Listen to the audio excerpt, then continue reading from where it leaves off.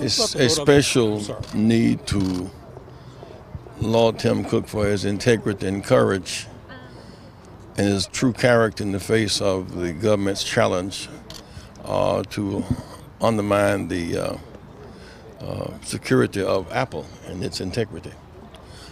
We've been down this road before with when Hoover had the enemies list, and Nixon had enemies list. There are now those who are running for office who approve so much of government interference, they would have enemies lists.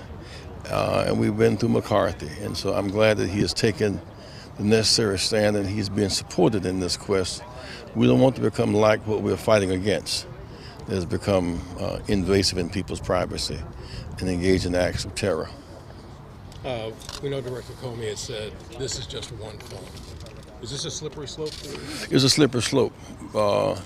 It's one, and then subjectively, who's next? And then next. And I think about Dr. King, his home phone was bugged, car, office, and telephone rooms, and hotel room. When determined he was the enemy. And once you go down this road, the next comes political and enemies list.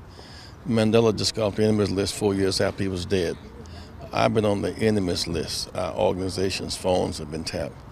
We deserve better, and those companies that want to protect the integrity of the company itself and the principles of America must stand up and must stand with Tim. We must stop the government overreach.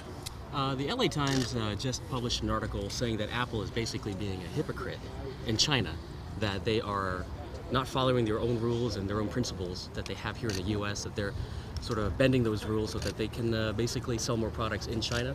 What do you know about this? What's your thought on that? Don't know very much about it, but I know that expanding and growing in the world and having access is better than building walls. And we need to keep building bridges and not build walls. But whoever we are, the protection of privacy rights are important. The assertion of human rights are important. And as I said to Tim a while ago, just they're building more stores in China. We need to build some stores in the inner city as well, because the inner city represents market and money and talent and location. It represents underserved markets, underutilized talent and untapped capital. So we must grow wherever there are opportunities.